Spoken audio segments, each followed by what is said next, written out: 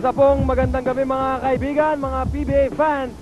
Welcome to the Big Dome kung saan maglalaban ngayon for our second ball game this Sunday. Ang kupunan po ng Talk and Text Phonepals laban sa Santa Lucia Realtors. Paolo Trillo kasama si Dominic Uy. And it's nice to be back with you, partner, for the conference. Oo nga, Pao, matagal na tayo hindi nagkakasama. And what a game that we're gonna cover today. Santa Lucia, laban ng Talk and Text Phonepals. It's very exciting that both these imports, very heralded yung imports sa itong dalawang to. And makikita natin kung talaga bang yung una nilang laro, hindi pa masyado maganda yung laro nila. Tignan natin kung in today's game, kung mas maganda ang lalaruin nila. Ayan, napakaaga pa natin dito sa conference na ito, ang 2005 Grand Matador PBA Fiesta Conference. But both these teams want to get off to a quick start. Tignan natin ang ating team standing. Itong Talk and Text Phonepals in third place with a 1-1 standing. Or rather, 1-0 dapat yan ang Talk and Text Phonepals because they've only played one game in Indonesia at tinalo nila ang Shell Turbochargers. Ang Santa Lucia naman, 1-1. They won their last game against the Alaska Aces. Alright, bigyan muna natin ng pansin itong Santa Lucia team. It's a team with some new acquisitions. But of course, pag sinabi mong Santa Lucia Realtors, you're always thinking of their main man na si Kenneth Durendes, who time and time again has really led this team on. Oh, grabe yung linaro ni Kenneth Durendes kalaban yung Alaska Aces. He had 36 big points that game. Makikita natin yung stats niya a little bit later on. Pero tignan mo, si Kenneth Durendes mukhang kondisyon na siya. At sinasabi ko yung stats niya kanina, 36 points, 7 out of 11 from 3-point land. Tapos may 10 rebounds ka pa. Sinabi mong 36 points, parang mga numero ng isang import yan, Kenneth Durendes. At parang import yung linaro nito si Kenneth Durendes that game. Kahit na pa ganado sila dahil sabi nila magaling daw talaga yung import nila, Kenneth Durendes yung nagdala nung larong yon. Well, speaking of imports, yung nabanggit mo nga na both these teams have imports na talagang highly touted here in this conference. Yung sa Santa Lucia muna, import is pretty tall. So nakita natin itong si Raheem Brown. He looks very fit to play. Oo, yung napanood ko yung una niyang laro, I actually covered that. At yung isa sa mga una niyang tira, Paolo, quick spin, tas dunk from the baseline. He had 17 points that game, 7 out of 15 from the field, 10 rebounds and 3 blocks. Pero Paolo, ang nangyari dito kay Raheem Brown, hindi pa siya masyado nakalaro dahil he suffered from a mild case of cramps. So hindi natin nakita yung full potential niya that game, pero may inside and outside game siya. So ngayon, mukhang mas maganda na, naka-adjust na siya ng konti dito sa panahon natin. Tignan natin kung mas maganda lalaroin ni Raheem the Dream Brown. Alright, moving over now dito sa kupunan ng Talk and Text Phonepals. So far, isang game pa lang ang inilaro nila in Jakarta. But again, we take a look at this Phonepals team with such a deep bench na nandyan rin two forwards that also stepped up in that game out of the country. Oh, well, kahit na pa import-laden conference to, yung mga locals kailangan pa rin mag-contribute in any given day. At nakita natin si Don Camaso, one of the two guys na maganda pinakita sa Jakarta. Pati na itong si Victor Pablo. And sinabi mo nga sa akin earlier, Pao, pero i-share natin sa ating mga manonood, na itong si Don Camaso kakagaling lang sa Amerika for training with Nino Gelig. Tingnan natin muna yung numbers nila in Jakarta. Victor Pablo, 17 points, 10 rebounds, 1 assist. Don Camaso, 15 points, 10 rebounds, and 4 assists. Grabe talaga yung linaro nila nung game na yun. Well, that's some of the players to watch out for dito para sa Talk and Text Phonepals. Ang kanilang import, again, still has to prove himself. Makita natin mamaya si Earl Ike. Also comes in with very big credentials. Titignan natin kung mag-step up ulit ito. Sila yung unang-unang game na hindi napanood actually ng live. Pero itong si Earl Ike, madami nagsasabi, sobrang galing daw, mataas tumalon. He had 18 points, 8 out of 10 from the field, and 10 rebounds. Pero yung numbers niya, hindi pa ganun ka-impressive as dun sa binibigay sa kanyang media mileage ng mga tao. Alright, well, yan po ang makita natin, ang labanan ng mga imports, ang labanan ng mga locals, both between these two teams. Right now, puntahan natin si Eric Reyes, who's at courtside. Here with me now is Talk and Text import, Earl Ike. Earl, have we seen the best of you yet? No, you have not seen the best of me yet. You know, every time I go out there, I want to try to play better and better. And then Santa Lucia has a lot of big, tall, exciting players, very athletic. How do you think you'll be matching up with them tonight? I think it's going to be a good matchup. You know, we have a game plan and the coach implemented, and we're going to try to put that game plan to work. And then where do you think you'll be having any adjustments for your team? I think the main adjustment is just supposed to go out there and play hard on the court. Just leave it all out on the court. Everything take care of itself. Thank you very much, Earl. Good luck tonight. Yan yung si Earl Ike at nakita mo naman some of his comments coming into this ball game. Paolo, man of few words itong si Earl Ike. Well, let's see if he can do the talking on the hard court, on the floor later on. At alam mo, coming into this ball game again, two teams with contrasting styles. Ano yung mga expectations natin dito? Well, I expect Santa Lucia to go down low to their import para makita nila talaga ano ba ang gusto at kayang gawin itong si Raheem Brown. But of course, expect the big three, Sino, Duremdes, and Marlo Aquino to play big-time ball also. Pero para dito naman sa Talk and Text Phonepals, you expect Marquilan, who's coming off an injury, to try and play well. Pablo, Camaso, and of course, Nino Gelig, Jimmy Alapag. Madami, deep bench talaga itong Talk and Text Phonepals. That's why it's a joy to coach them. But tignan natin, meron pa yata si Eric. Ayun, sasabihin si Eric. Salamat Eric at courtside. Yes, marami pa ako idadagdag dito. Well, I spoke to Coach Ariel Vanguardia on the status of Mark Talan and Willie Miller. Si Mark Talan hindi nakalaro sa Jakarta because nagkakaproblema pa rin siya with this hamstring. Yun yung injury na nakuha niya since last conference ng finals. Pero okay na siya ngayon and will be able to play tonight. Si Willie Miller naman, hindi siya masyadong naglaro for that game because yung ankle sprain niya, it takes a lot of time for it to heal because he re-sprained it during the finals. Kaya ngayon, both of them are ready and they'll be able to play tonight. Back to you guys. Alright, yan pa, ibang mga key players na makikita din natin. Let's just see kung nakapag-recover na ba itong mga players na ito. Will they be 100%? That's a big question mark coming into this ball game. Well, good news para sa Talk and Text Phonepals. Kahit na injured sila, they will be playing in today's game and they should be ready. Kahit na hindi sila 100%, you still want an 80% of a Marquilan and a Willie Miller in your team. Alright, ito po ang inyong PBA coming on this Sunday evening. Ang second game dito po sa ating Sunday special. The Talk and Text Phonepals laban dito sa Santa Lucia Realtors.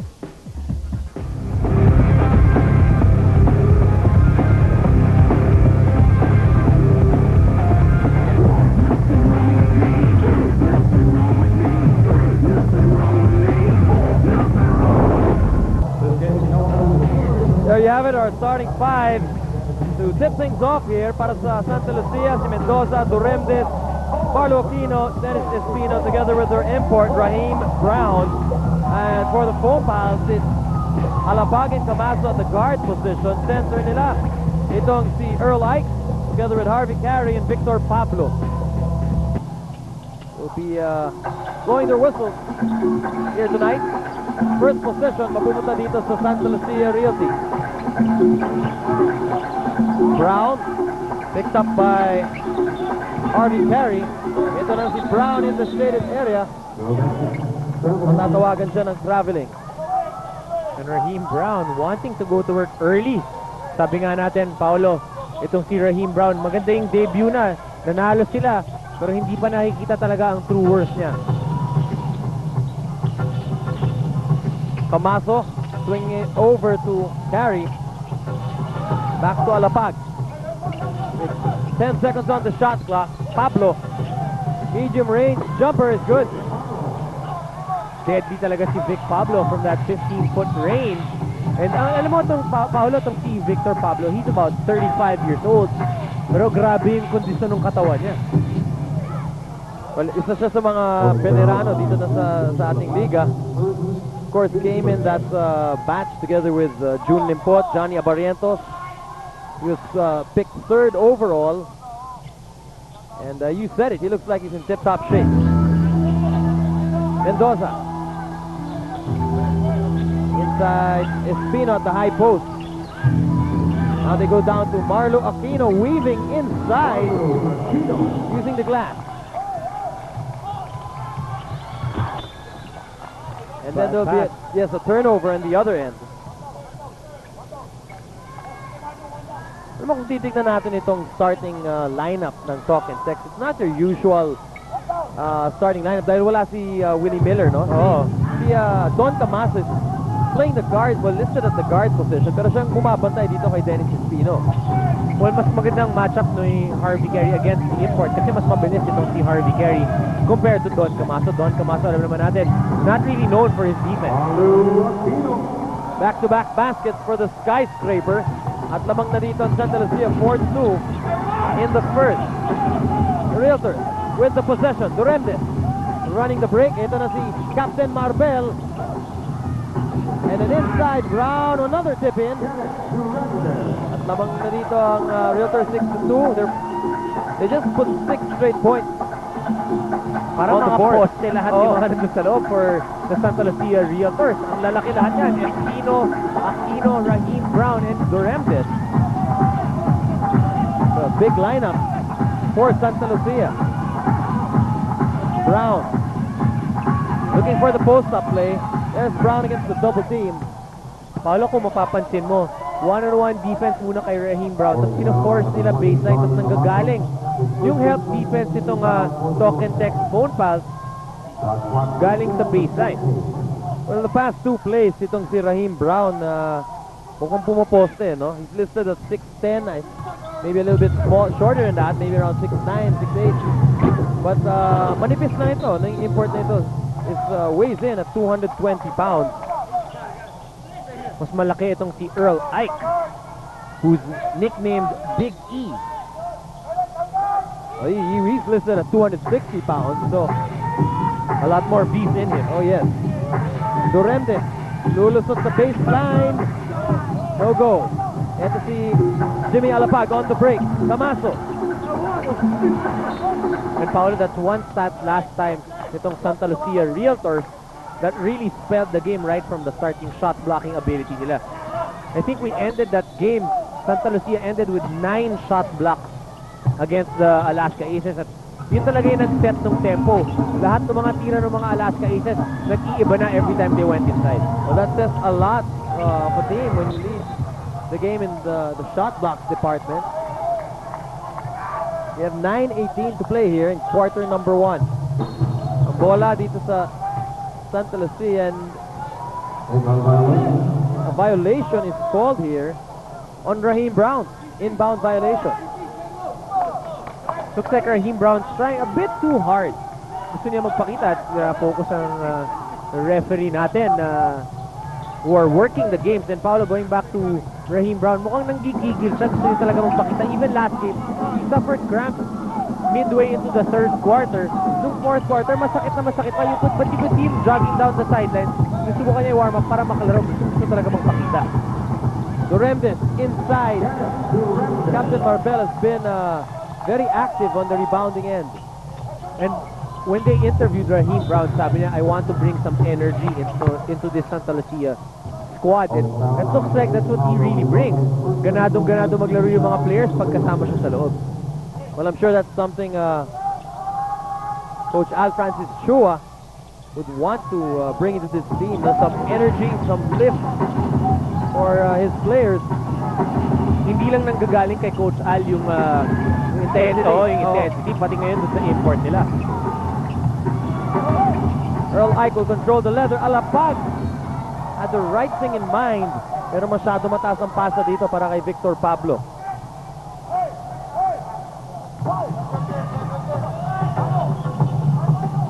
Here in quarter number 1, team foul story. The Phonepals already with 2 team fouls. Santa Lucia only with a foul on the street, and Mendoza will not find the mark.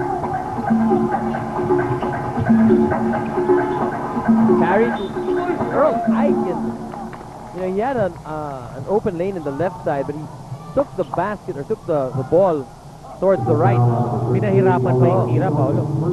Well, could have been fishing for the foul also from Marlo Aquino. First personal foul for Aquino. Pero Paolo, ang maganda dito kay Earl Ike, kahit na 260 pounds siya, and he's what, 6'9", he's very light on his feet. Oh yes, mukhang magaling kumalaw ito sa hardcourt. Si Earl Ike just fresh off a stint playing in Argentina. Actually, that's what these 2 imports have in common. Both of them are fresh off stint coming from playing in Argentina. Ito si Raheem Brown, aside from Argentina, also played in Brazil.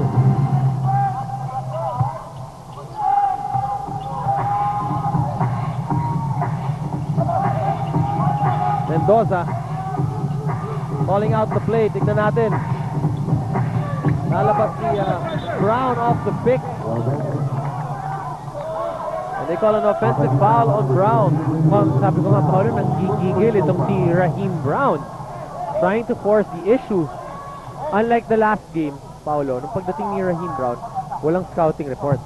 Nakalaro na siya ng isang laro. Naka-prepare ngayon itong talk and text phone pass. So, Raheem Brown will have to have a little bit of patience in trying to look for his shot. Alapag.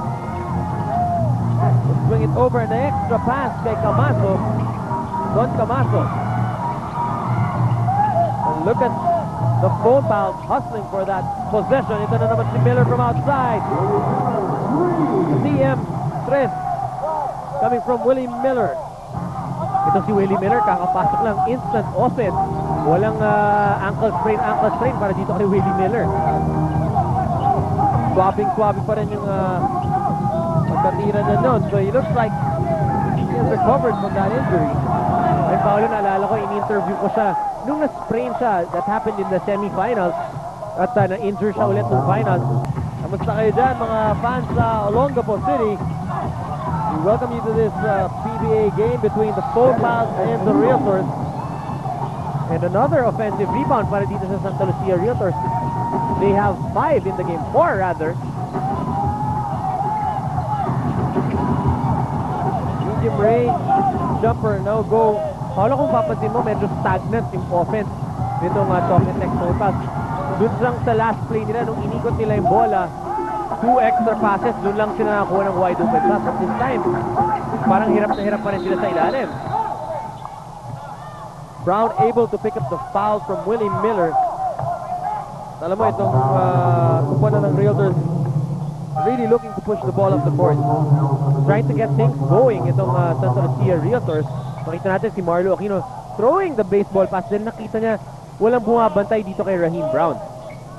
Ito, humihingi na naman ng bola si Raheem Brown. Laban kay Kerry. They swing it around. Dito naman kay Aquino at the post. Duremdes. Extra pass.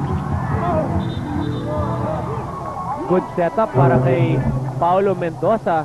Too bad he missed the shot. But Mark Delan announcing his presence with that foul. Mark Delan, first personal foul nga niya. Coming off his best conference, if I'm not mistaken, ever in his career, last conference. He scored in double figures in every single game except for that Game 6 finals game. So they were hoping Delan can recover as quickly as he can. Ayan din yung napansin ko kanina sa starting 5. Usually Delan is in there with Miller. Now Delan and Miller coming off the bench to replace Don Camaso and Victor Pablo.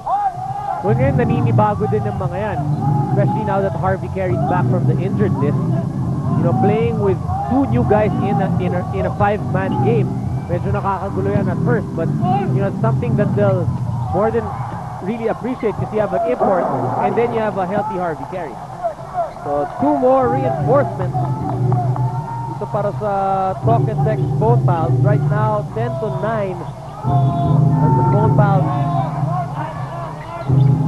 attempting on a basket. It's Brown.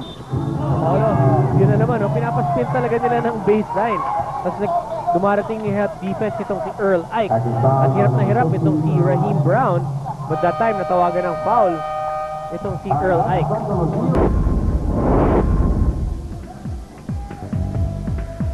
PBA Trivia, import dependent. Santa Lucia has been to the PBA Finals just twice in franchise history. And its import won Best Import Honors both times. Si Ansu Sese noong 2001 Commissioner's Cup at si Damian Owens noong taon 2001 sa Governor's Cup kung saan nanalo ang Realtors.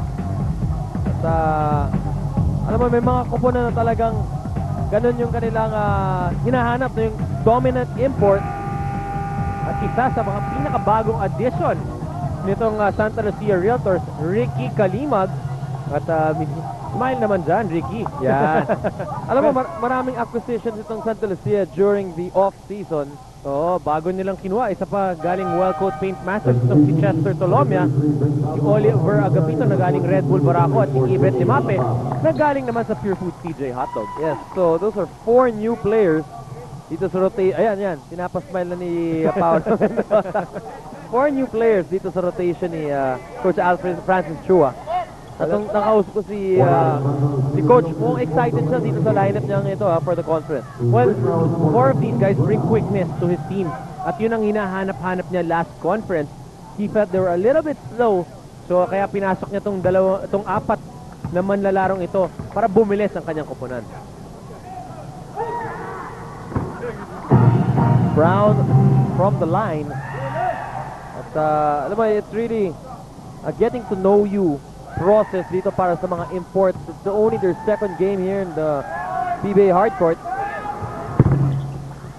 2 for 2 from Raheem Brown. So Ibet Demape is in the ball game for the first time here. He'll be playing the point guard spot to replace Paulo Mendoza. Telan. Now it's with Pablo inside to Ike. Good steal job by that time by Big E, Earl Ike. Nag-team na itong si Marlo Aquino. At nung pag-help itong si Ibet Demape, all he could do was foul him. First personal para kay Ibet Demape. Yeah, I'm taking a look at Earl Ike and now I get the feeling, or now I guess I know why they call him Big E. Oo. Malaki talaga na player ito, partner. Pero hindi siya yung malaki na mabagal eh. Yun yung gusto ko sa kanya. He's stocky, tsaka solid. Hindi naman yung mga braso nito, pang wrestling. Pang heavyweight boxer, itong si Earl Ike. Malaki talaga ito si Earl Ike. Intercepted by Nino Gelig. Gelig also a fresh face here for Talk and Tech.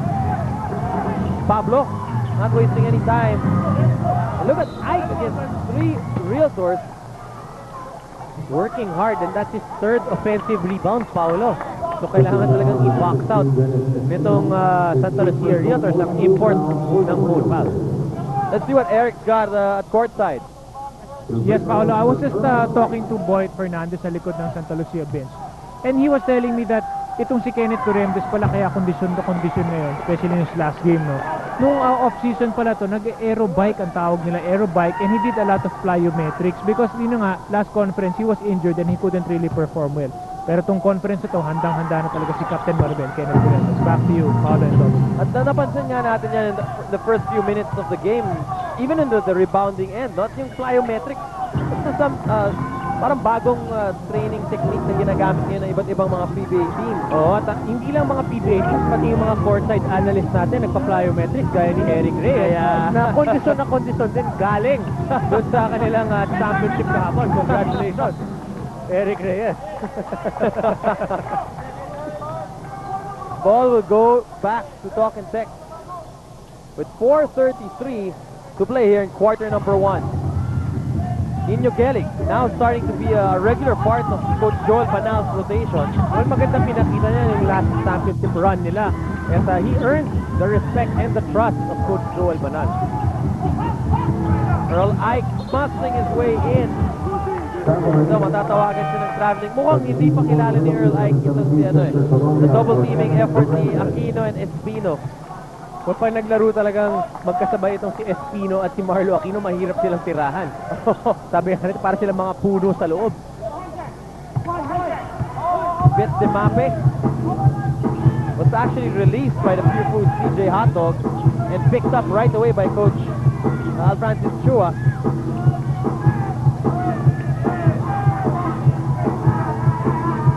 Colombia, he was off the mark. But a bit cold off the bench. Yes, very cold too. Alam natin na may tira ito sa labas. Oo, nakasama ko yan sa Wellcoat last conference at pag uminit yan, mainit talaga. Yung mga 7 out of 11 ni Kenneth Corrembes, kaya rin itong si Chester Tolomia. Balik PBA na actually ito si Chester Tolomia. Played with Barangay Ginebra for 3 years. So he's got some PBA experience tucked under his belt.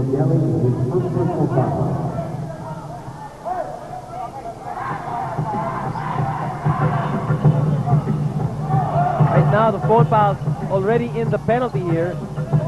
Santa Lucia only with 14 fouls. Brown. Well, maganda yung dinidepensa sa kanya ng Talk and Tech Phonepals. They're forcing him one side, tapos maganda, mabilis ang help nitong Phonepals, kaya hirap na hirap lahat ng tira niya. Pero dun sa pagkakataon ngayon, pangalawang foul na ni Willie Miller. Willie Miller, still not 100% back. But he'll play through the pain. Sabi nga niya, di ba? Gawang gapoto. Oo. Very proud of his roots, itong si Willie Miller.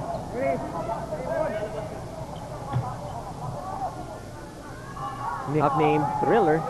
Thriller Miller. Pwede rin nickname pa yun, partner. Pwede. Pero Thriller sa mga chicks yata. Ay, hindi. Balik na lang tayo dito sa hardcourt. Victor Pablo.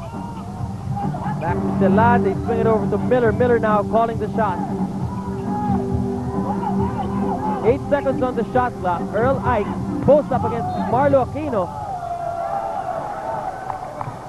That's a foul. Tignan natin yung turnovers, Paolo. Both teams have 5 apiece.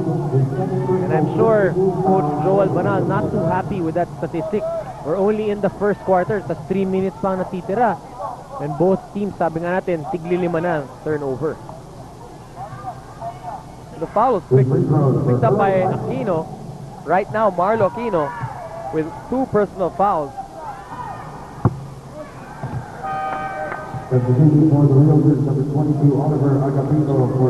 Oliver Agapito will replace Marlo Aquino.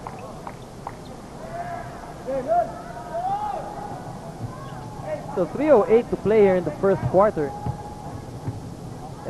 It's a low-scoring first quarter actually here, no? And Paolo, if there's one kink dun sa armor nitong si Earl Ike, free throw shooting. He's made 3 out of 8 only. So, baka in the end game, this might tell on Stockton's next Phonepals. Something to watch out for. Chester Colombia. Good extra pass. Demape will sail it from the corner. And the 2 new acquisitions of Coach Al Francis Tua playing beautiful music together. Extra pass, shot. Napakadali ng basketball, ano? Oo. Very basic play. Ito na naman, Delan sizing up the defense of Espino. At napakaswabe ng banda ni Mark Delan. Pag tinignan mo yung jump shot ni Mark Delan, hindi siya tumatalon. Parang all-risk action. Matangkad eh. Parang patusok ni Lira. Dennis Espino. Here's Demape. Gets the outside pass and 3-second violation para dito sa Santa Lucia Realtors. Import na si Raheem Brown. under 2 minutes in the quarter. Pablo, fade away jump shot. Paolo, ang gusto ko lang sa larong to so far na nakikita natin, everybody crashing the board every single time. I was going to say, no, it's a controlled basketball game, pero the effort is there. Both teams really giving it their all.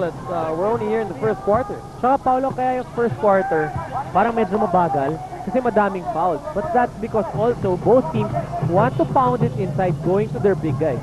Very physical ball game in the shaded area. Pablo, one-on-one against the import.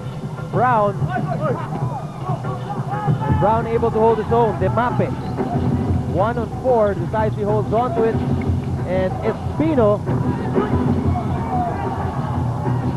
fresh shot clock here for the Realtors. Ayan na naman, Paolo, going down low, going to their strength. But they try to feed off those offensive opportunities. Almost an interception. Yes, Brown with a good basketball sense just to tap into his teammate. Demape. Ay, Agapito ang bola ngayon. They look for Brown. Instead it goes to Espino with 11 on the shot clock. Finally, Raheem Brown, he's been working double time in the paint.